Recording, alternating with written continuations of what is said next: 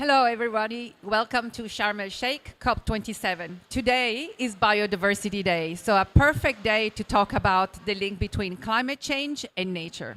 So, hosted by the Swedish Pavilion, I'm here today with some colleagues to talk about that and how, especially at the corporate level, you can connect the action agendas, the nature agenda, and the climate agenda.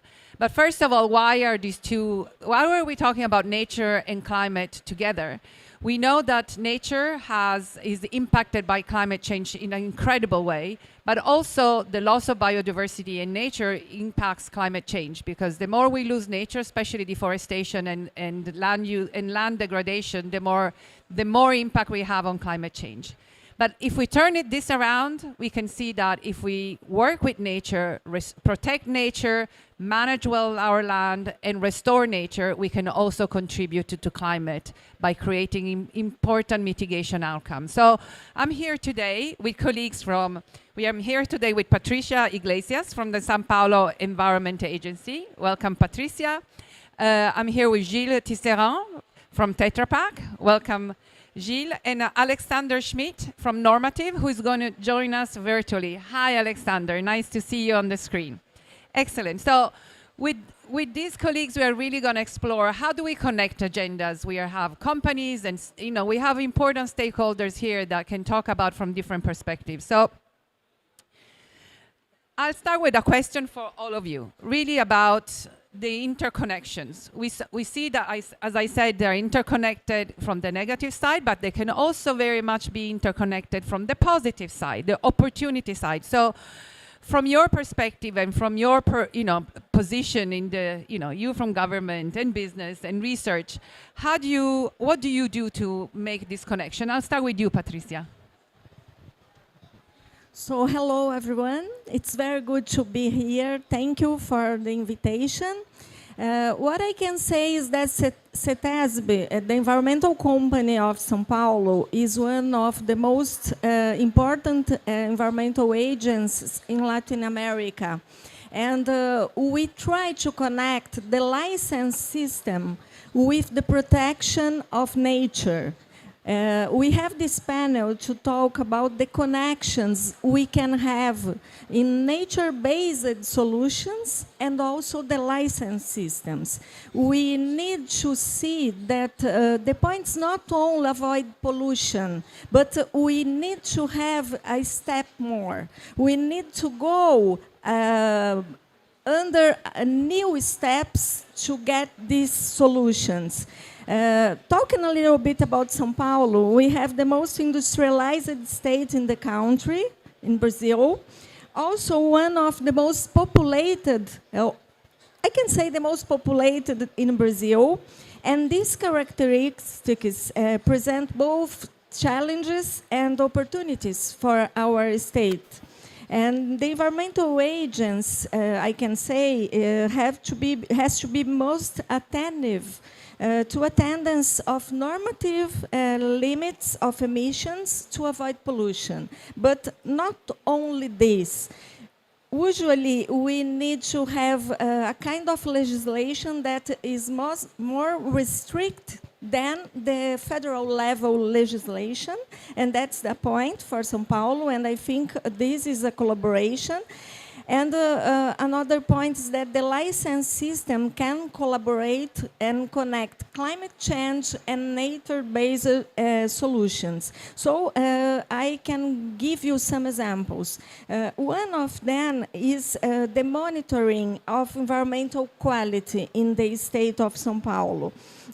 So we have a lot of parks in the state of São Paulo with different types of landscapes, places with visitation and also ecosystems and ecotourism potential, and the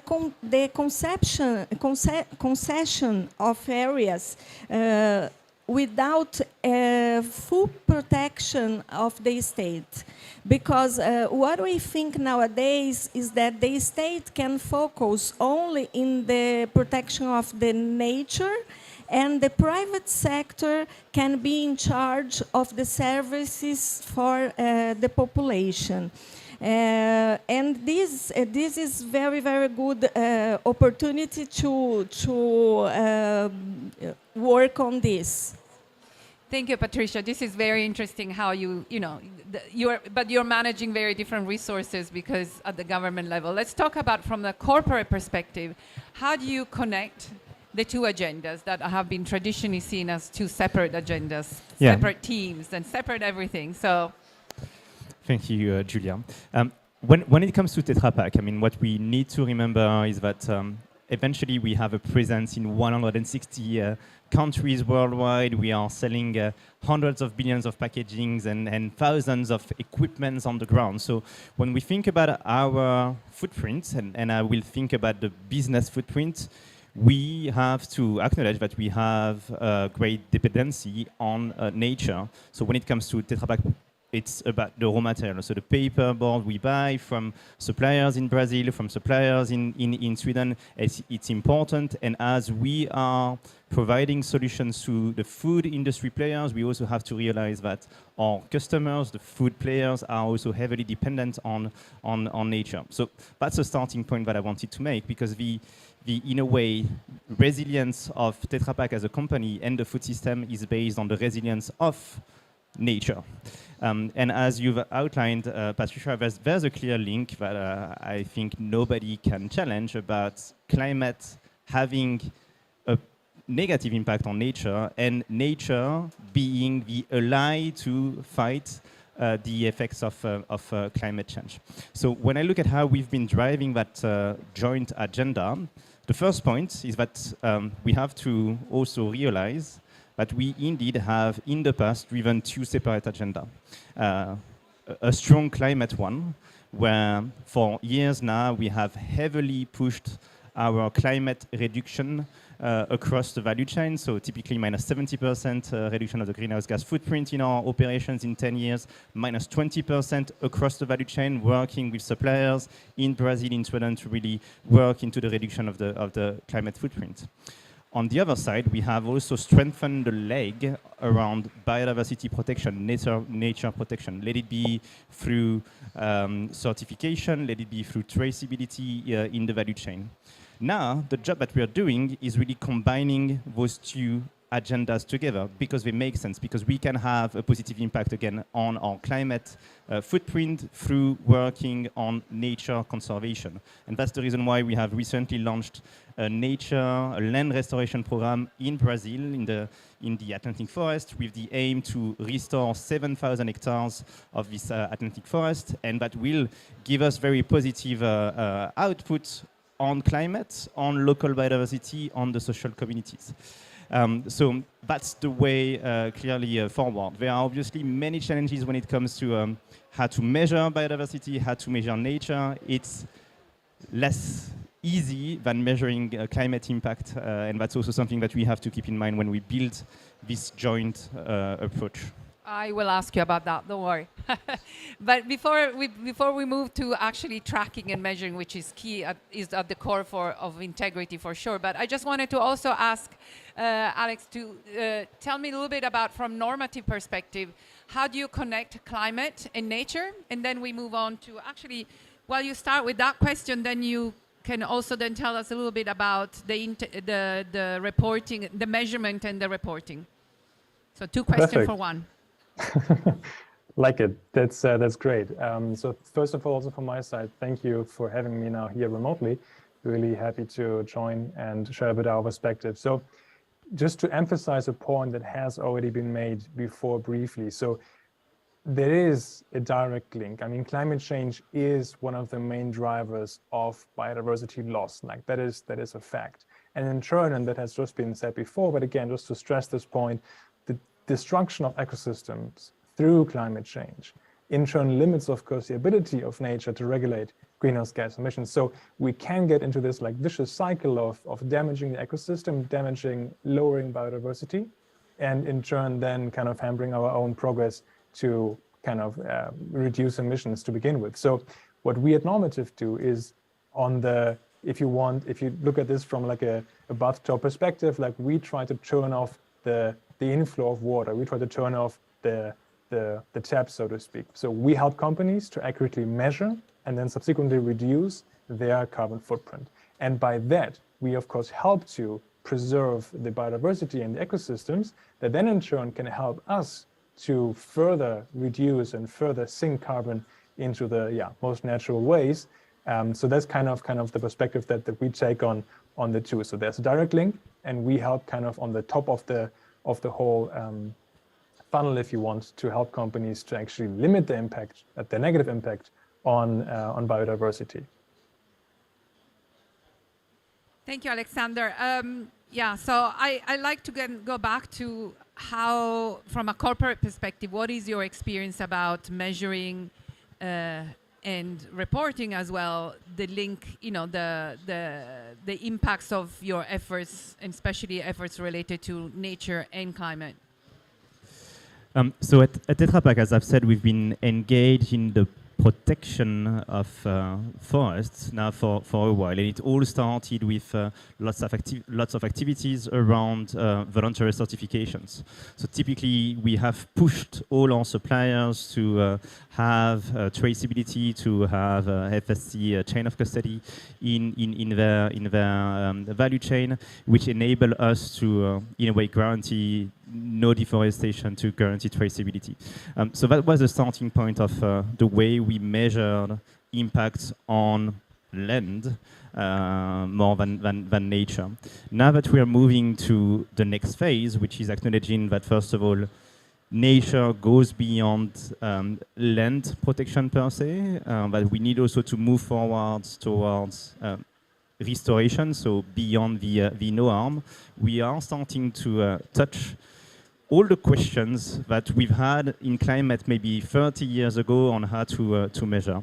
And again, I think when we look at the climate journey, well, the greenhouse gas is a greenhouse gas, right? So you have CO2, you have methane, and the impact that you have in your factories in Sao Paulo region, or in my factory that I have in France, you will experience the effects of greenhouse gas in China.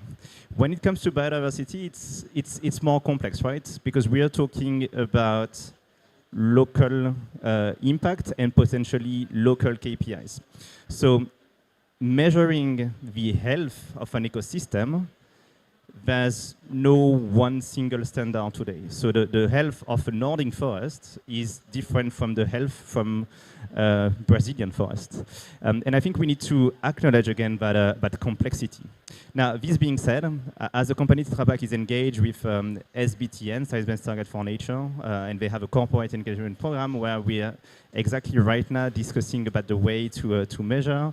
I know that the WBCSD is taking on that discussion on how to come up with the right KPIs to measure nature projects.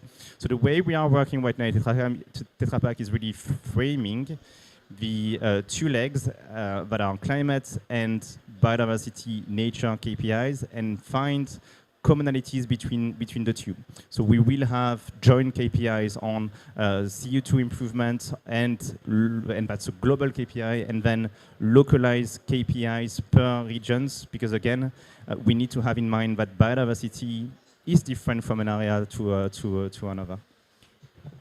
Sorry, Patricia, this reminds me a question about KPIs and, you're measuring climate biodiversity, which is the topic of today. I assume you're also looking at impacts on local communities, and just give me a second, your views on the connection between local communities and nature. Sorry, I know I'm adding a little bit to the conversation, but I think it's also important to make sure that when we say biodiversity, we also talk about the landowners and the communities and indigenous peoples that are part of the land. But how do you actually, how much interaction in these projects you have? Yeah. So, by the way, building on your questions, what I want to say is that I really appreciate the way COP27 has been built, because we are really looking into what climate change is about, and climate change is not about climate only, it's about impact on the food system, on communities, on social justice. And I think for the first time at COP, I really see that a depth of discussion around the impact and interconnection of all the topics together. So yes, when we look into driving the sustainability agenda at Tetra Pak, we are looking beyond climate and biodiversity. We are looking into integrated social justice, to look into how to integrate local communities into the activities we do. Now, first disclaimer, Tetra Pak, we do not own forests, right? So we are working with suppliers, Klabin in Brazil, Stora Enso, Bitteroods for the Swedish people here in the round. So we are working with them to assess their impact on local communities and make sure that they actually improve the local impact. I've mentioned the land restoration program we started in Brazil, in the Atlantic forest, where clearly we are actually dependent on landowners, and we know that by working on the restoration, there will be positive impacts on the local communities. And well, we know we will have to measure it, and that's actually part of the program KPIs. It's not only about number of hectares that we will restore, it's about also the quality of life, the income of the region. So that's part of the KPI, and I'm sure that Patricia has a lot to say on the impact on communities. Exactly, Patricia. The question is, I'm not going to ask you all the KPIs that you guys use, because I'm sure there are plenty and they're of really high quality, but it's more about how do you use the KPIs in getting the policy, to get buy-in into the policy and to get the support from your constituency. So what is the important, also political element of the KPIs? Yes, what is interesting is that the reality in Brazil, it's quite different from the developed countries. So you have the problem of energy, the use of energy, but in Brazil, we have the problem of the use of land. That's why we need to work in the nature-based solutions. And then we try to connect this not only with the license system, but also with not only a command and control systems, but voluntary agreements with the private sector. So one program we have in the state of São Paulo that named Nascentes started to get with the private sector the possibility of compensation and restoration of areas connected. Landowners that had to recover the areas and companies that need to do the compensation. And with these projects, they could be together and do the compensation in the area of that owners. And with this program, in 4 years, we could recover more than 48 million planted. So it was hectares. So it was a lot for the state of São Paulo. And it's important to say that in São Paulo we have the Atlantic forests. It's different from Amazon, but it's very important. It's a biome from Brazil also, a protected area also. And we don't have the problem of deforestation we have in Amazon. It's quite different. And we don't have also the burn problem we have in Amazon nowadays. So the idea is to connect with the private sector and give support for them to choose areas that they can work in nature-based solutions, because this is not the main street work of the company. The company is like Tetra Pak, is working in another point. So we help to find these areas and connect the private company with some owner that need to recover an area. And this is a good way to recover areas in the state, I think.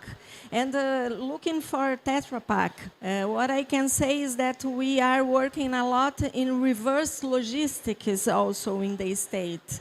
So in the packaging system, you can recover this, and we connect this with the license system also. So the companies cannot get the license in the state if they don't do the reverse logistics.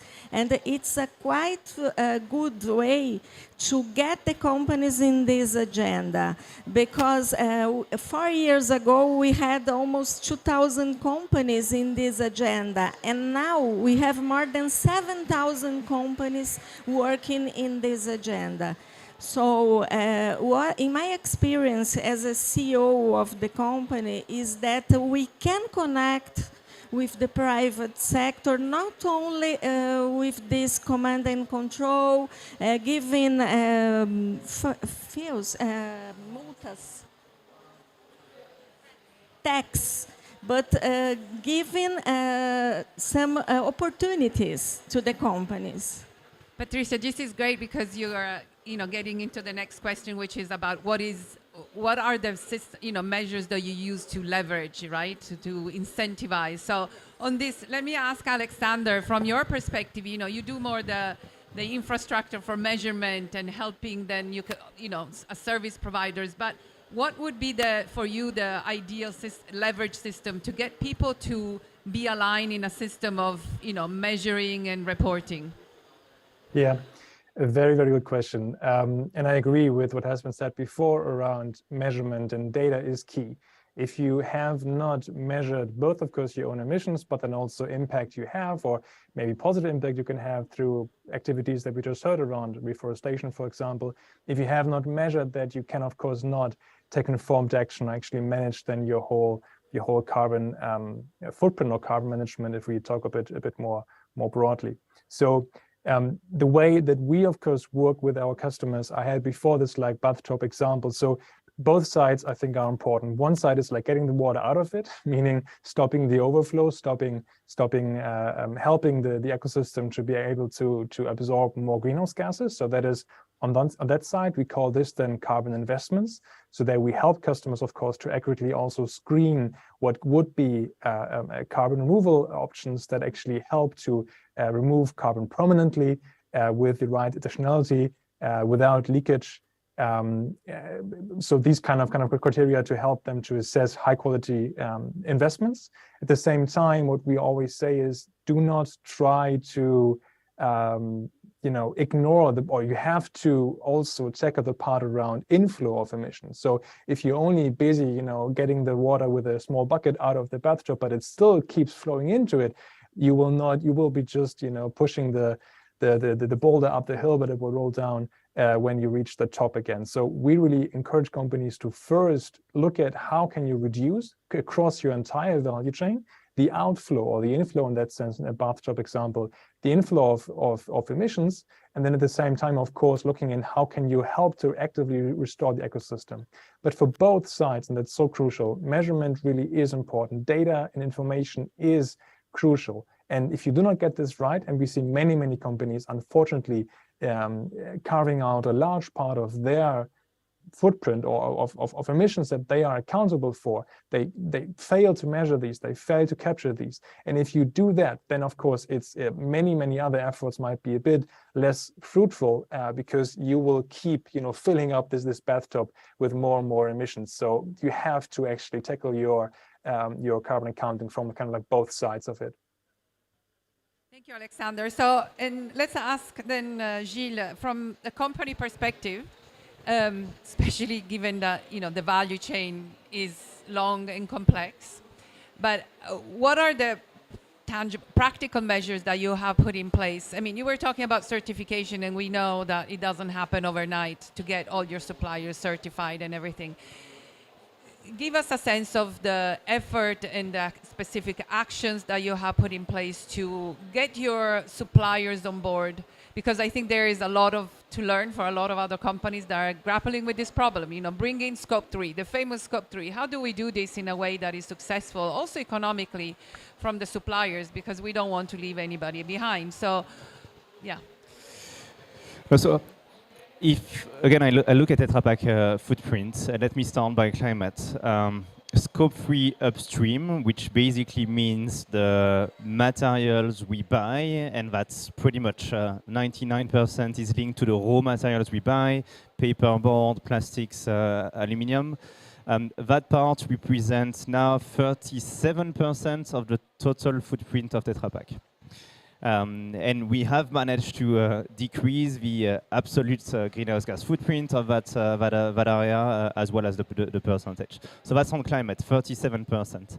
Now, if I look at the land-related impact, which is a good proxy for the nature/biodiversity impact, this upstream part represents 99.9% of my impact, because it's so wide, so huge in terms of size and volumes, that obviously any activities that we have to do related to nature, biodiversity, will be linked to land. So the way we have pushed that nature and climate agenda combined together with our suppliers is, if I go back in time, I think maybe 10 years ago, it was very much as a supply-buyer relationship. So Tetra Pak was and is strong, so we were in a pretty good position to push them to take actions and reduce. So we were talking to our partners, the Clavin and the Stora Enso, telling you guys need to reduce. Well, that's not the way to work, actually. And we have seen that by changing our collaboration style, moving from a supply-buyer relationship, very vertical, and moving to a new way of working, which is all about collaboration, we have managed to multiply the effect and the impact. So we are actually right now working with the top 20 suppliers we have in our value chain, and those top 20 suppliers represent 92% of our raw materials footprint. So it's quite, in a way, condensed. And we have created a partnership platform called Join Us in Protecting the Planet, where we are working together. So I have paperboard suppliers from Brazil sitting with paperboard suppliers in Sweden, and we are discussing together on how to improve production. And it's the same with aluminum suppliers and plastic suppliers. So moving towards that collaboration style has changed the dynamics and has increased the impact. So that's not exactly your questions, but I wanted to make a clear point about collaboration being key, even between the private sectors area. Now, if we go into the details, within that Join Us in Protecting the Planet platform, we still have actually put targets to all of our suppliers. So we have asked them to report to CDP, Carbon Disclosure Program, when it comes to forest, when it comes to climate. And we will soon do the same on water, at a time where Tetra Pak will also report to CDP Water. We have asked them to have SBTI targets when it comes to verified climate targets, because that's the way to have a common language and objectives. So we are aligning KPIs when it comes to climate, when it comes to water, when it comes to the target, but also the reporting, so that we can have a common language, and again, talking about collaboration, working together. And it has shown successful. Again, in 2 years, we have managed to reduce the climate footprint of that supply base by close to 15%. So learning from one to another, and that's just fantastic success. Yeah. No, and you actually stole my thunder, because I had a question about collaboration and coalitions that are very also close to my heart. You know, well, I'm a true believer in coalitions and working together.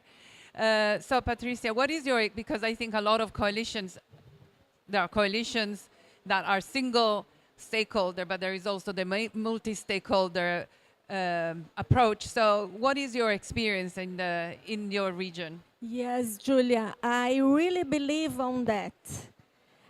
In my opinion, this is the way to get the solutions, not only for climate change, but for our agenda in environmental protection.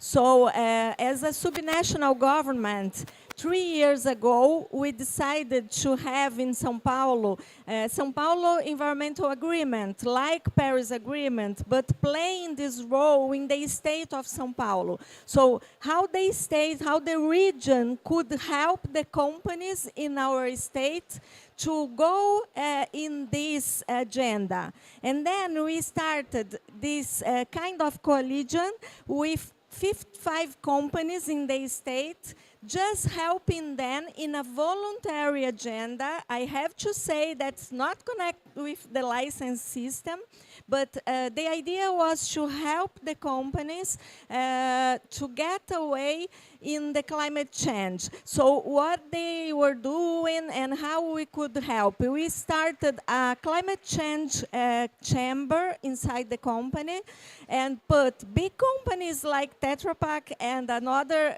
small companies together because they could have the same experience and one could help the other. But what I can say now is that in 3 years we could grow from 55 companies to 1,600, more than 1,600 companies in the state of São Paulo. And now we have also observers like UNEP, that is an observer in this agreement from São Paulo. So we need to connect. When we talk about SDGs and SDG 17, I really believe on that.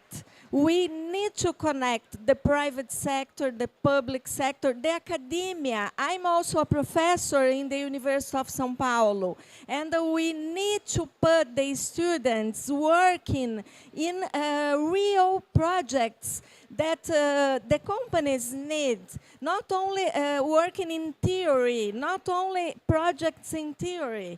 I'm in charge of the environmental area in our university, and now we have some projects that put these PhD students just working in real projects to help the private sector, to help the public policies. And I think this is the only way we can go in the climate change agenda, and we can get the targets from Paris Agreement, in my opinion. Thank you, Patricia. This is really inspiring because you're talking about, creating a coalition, but you also mentioned youth in the same time. So how do you bring the new generations at the table and be part of the solution, which is so important, and give them an opportunity also to learn? So now we are almost about to close, but we are also recognizing that in a month's time, many of us will be on another COP, which is the COP15 on the climate, the biodiversity COP, the CBD, the Convention on Biological Diversity, which is going to discuss a very important issue, like how do we set this global target, the equivalent to the 1.5, right? So this really needs to be supported. What would be your message if you were to put a message in the bottle today to, go all the way to Montreal? Let's start with Alexander. From your perspective of more the science, the measurements, what is, some practical suggestions for the negotiator that will meet in Montreal? Very good question. I think the main theme for me is really that we emphasize the interconnectedness between what we just discussed, the different systems here.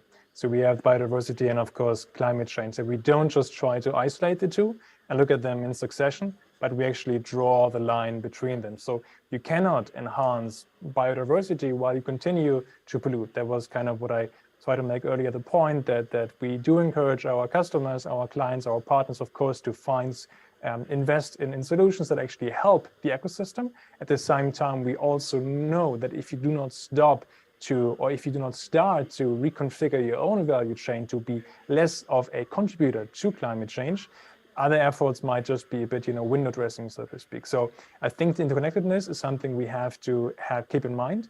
And then the encouraging message that I would like to give leaders and corporate leaders, but also policy leaders on the way is that we do see the commitment gap in the corporate sector narrowing significantly. So we have more and more companies that commit to net zero. And as we just said, through connections there, net zero emissions also means I will have a less harmful effect on the ecosystem. So with this commitment gap closing, now it's really about taking the right action, both what we heard here around ecosystem and biodiversity, but especially also about accurate assessment of your impact. Accurate for us, it's mostly carbon accounting then, and then taking informed action on basis of these high-level, high-detailed measurements to then actually follow through with your commitments that you have already put out there.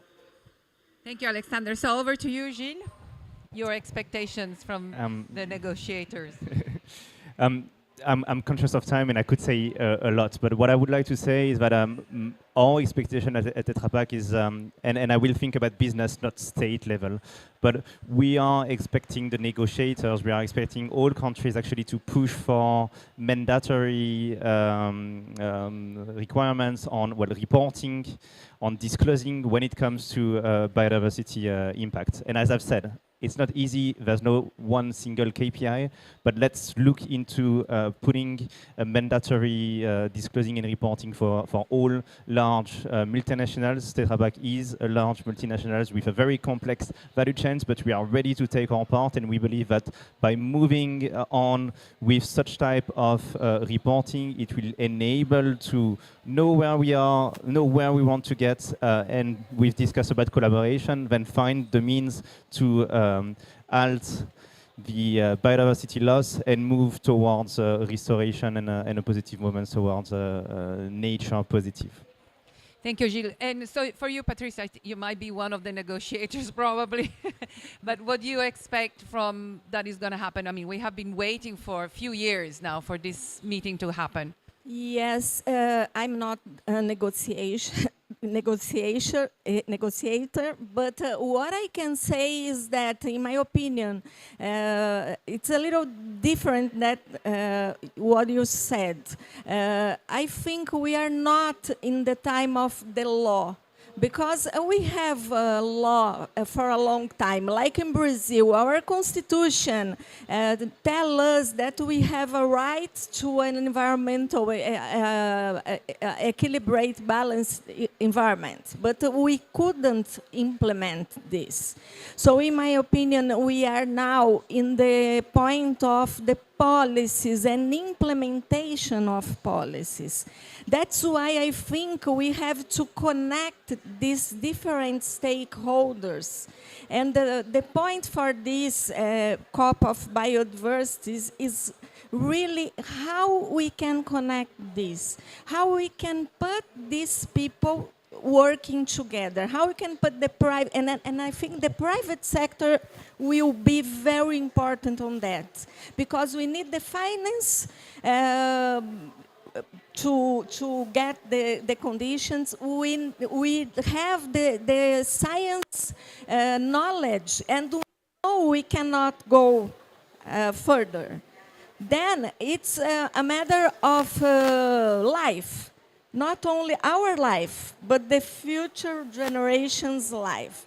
That's why we cannot fail in this COP15.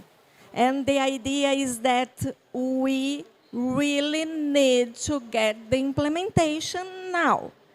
So that's the point. Yeah, so thank you very much, Patricia. And the hope from my side is that the negotiator will listen to the messages coming from business. There is a huge business coalition, Business for Nature, that is really bringing this point. And it's really about making sure that the governments really stand up for the promises of setting a target that is meaningful, that really will help us turn the curve and recover nature.